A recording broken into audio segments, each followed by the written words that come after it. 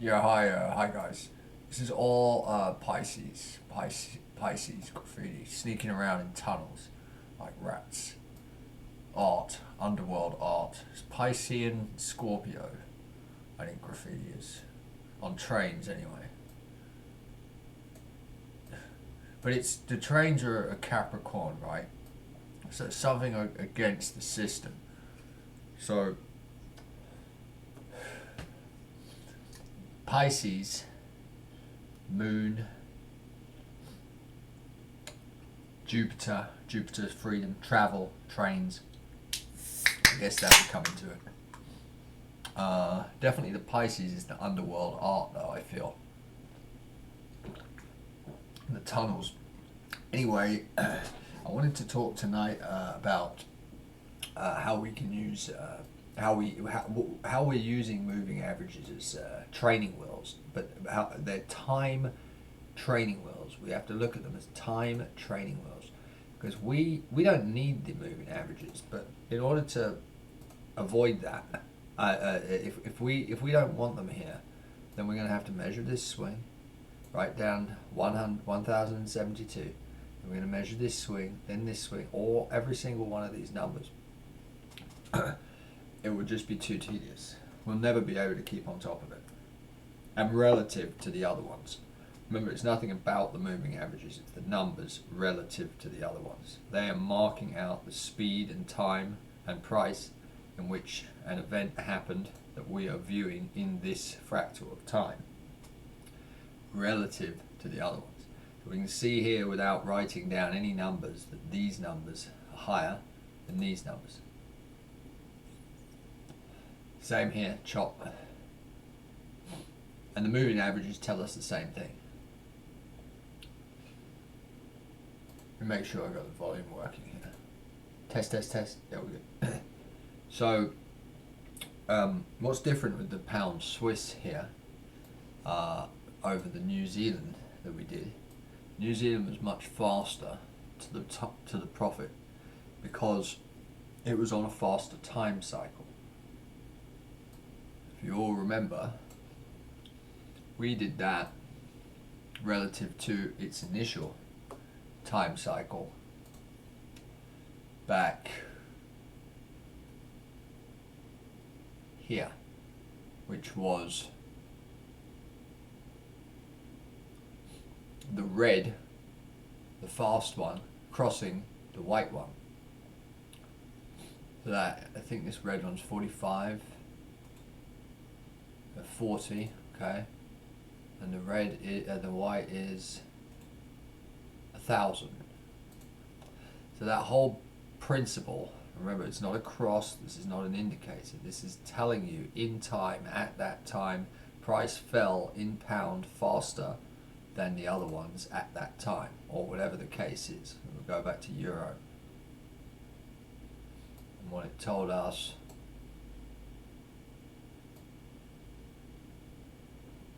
wherever it is,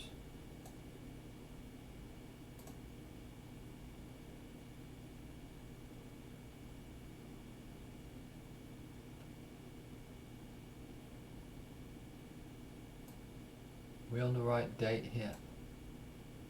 Let's go here, 19, 20, it's like here.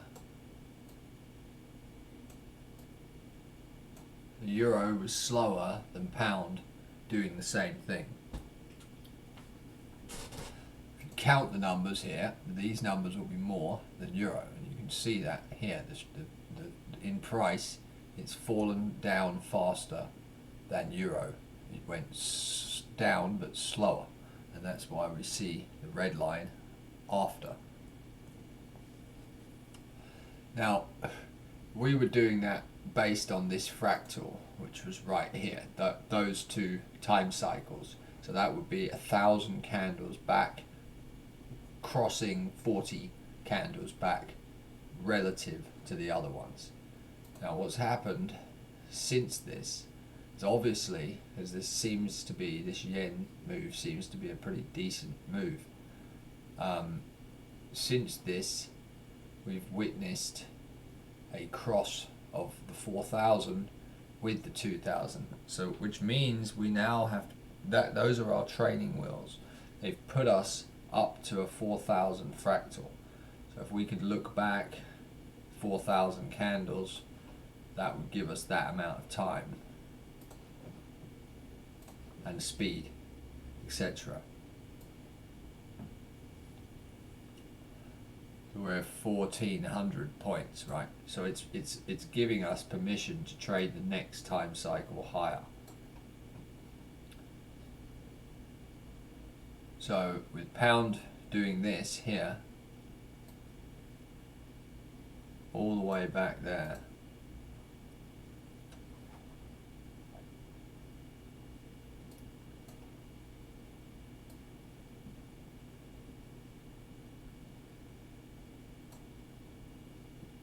$12.21.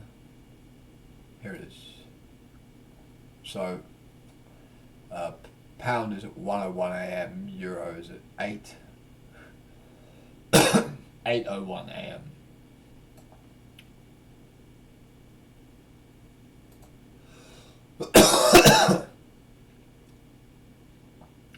During that same period of time, Swiss is still yet to cross. Right here, we've got this as a dotted line until it crosses, but it has not crossed yet. So what we've seen here is everything cross. Remember, it's not a cross. We have to get these technical things out of our mind from what we vision them as. That's not what it is. It's not a cross, but it's now our. It's under these terms I've described. These scenarios. Routes. Let's call it routes or paths of observations.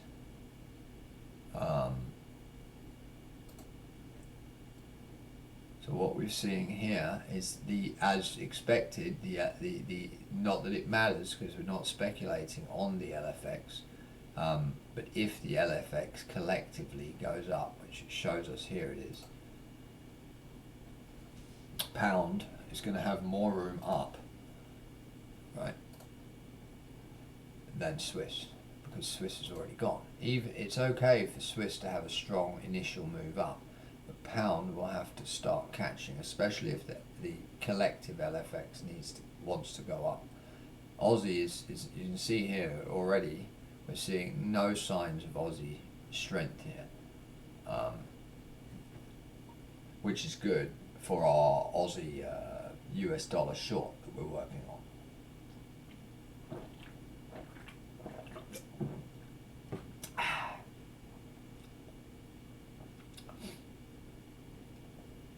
So we don't even need to look back because now we trust the training wheels, right?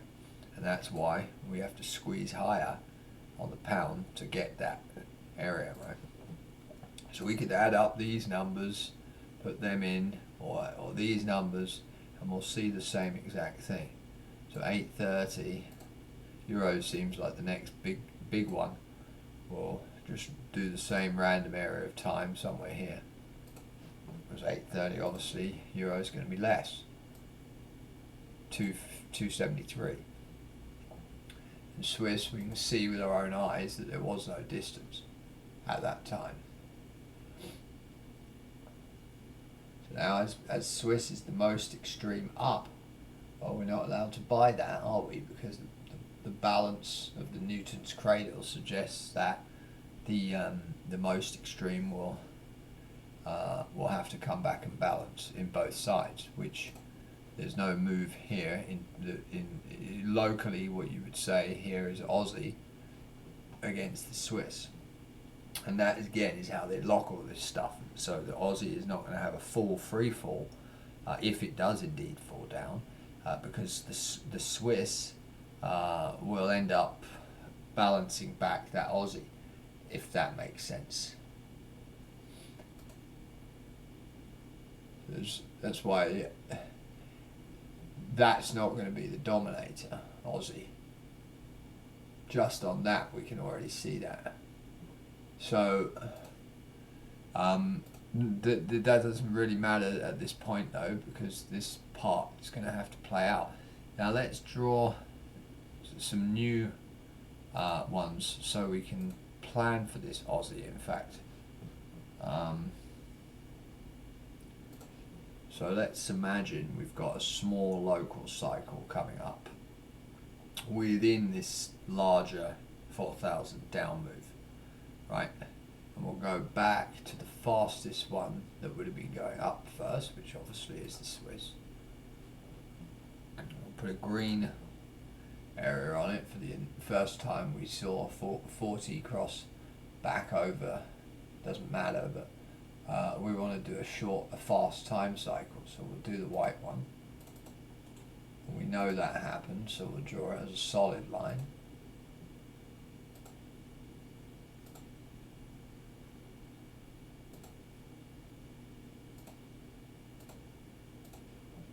Okay. And then finally US dollar did it all the way over here, 5:08 AM instead of 22 PM the day before.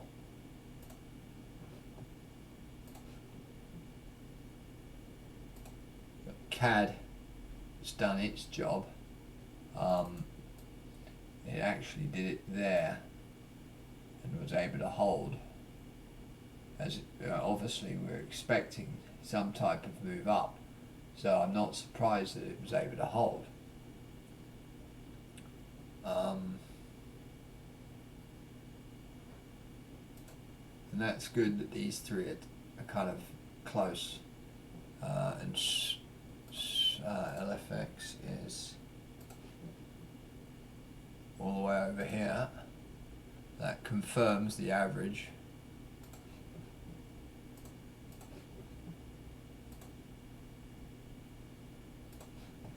Okay. So pound has come up at 3 AM. Euro at 3:30. 3:30. They're both around 3:30.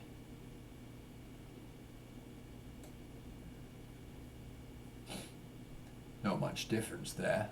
Aussie is at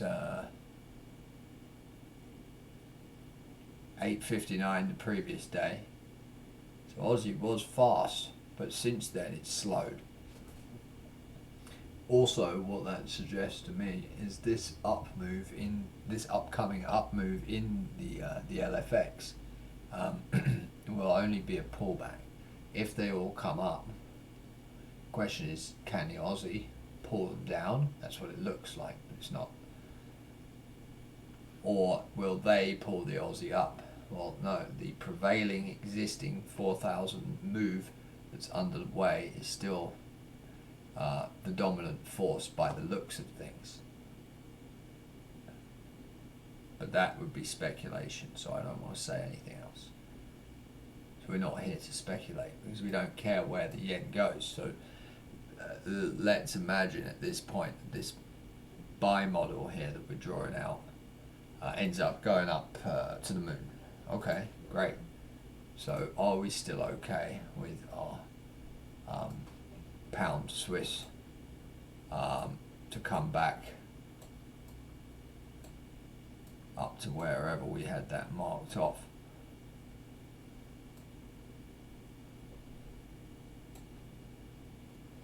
As it extends, this does, so does the Swiss. It's just gone sideways for time, which is a lot faster than what we had here on the New Zealand.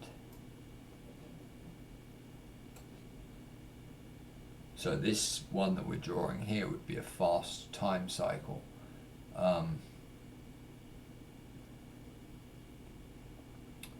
So the one that's gone up the most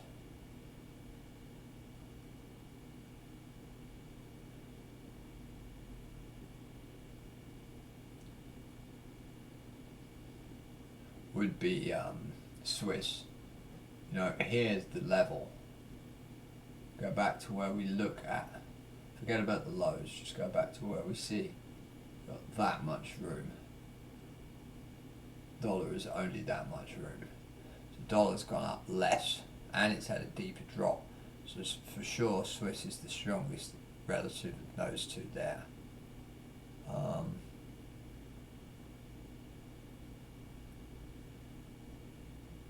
But back to the beginning on CAD, it's pretty good. So you can just add up the numbers and see 341.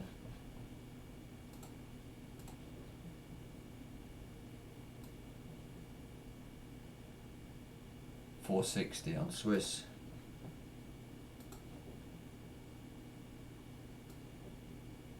$2.06 for dollar, right? So what we would just simply do is forget the 4,000s there, ignore it, and we would use these as a new perspective. We look at how far most extreme is. Well, you can see here Swiss is the most up against all the moving averages. They're all fanned out. Swiss is the most up. So now we know why, because we looked at the numbers, and the numbers conclude that theory. I don't know how many pounds going to be, but it's always crazy. 7.15. Well, that helps.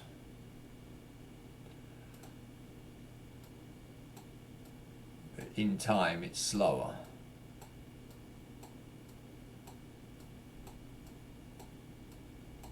So that's why we have to, in this example, we're going to go here, as we know about the previous deal. So Swiss, if the yens continue up, and then let's say it's a buy model from here, and we're completely wrong about the other side.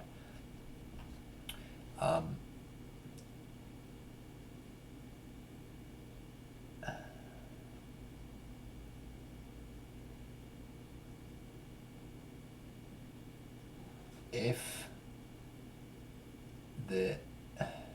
let's think about this. If all the yens go up, Swiss has got less room up than pound. If we just look at the averages, right?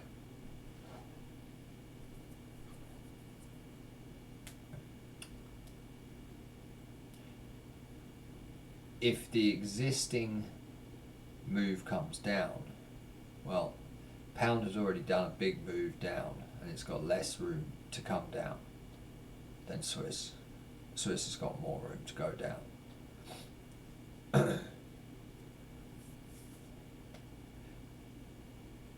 So what could happen here, right?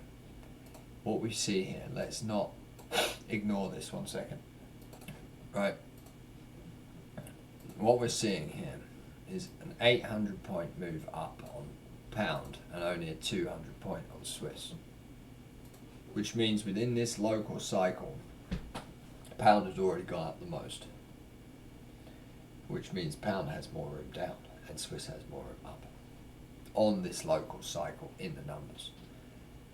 So what we're going to have to do here is, because of that, we will have to let's think here, that will have to play out later on. But because we've already had this massive move, I think we have to play it by what the collective yens are going to end up doing. Just keep observing them.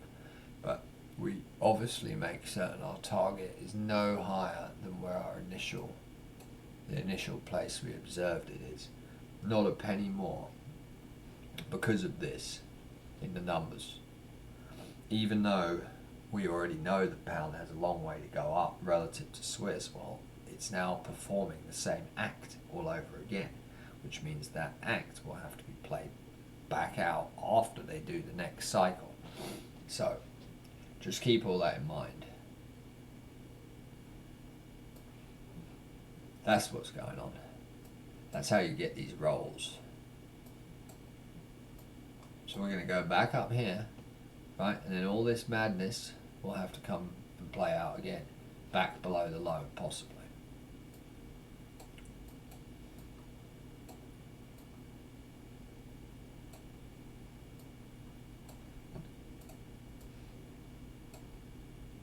Anyway, I'll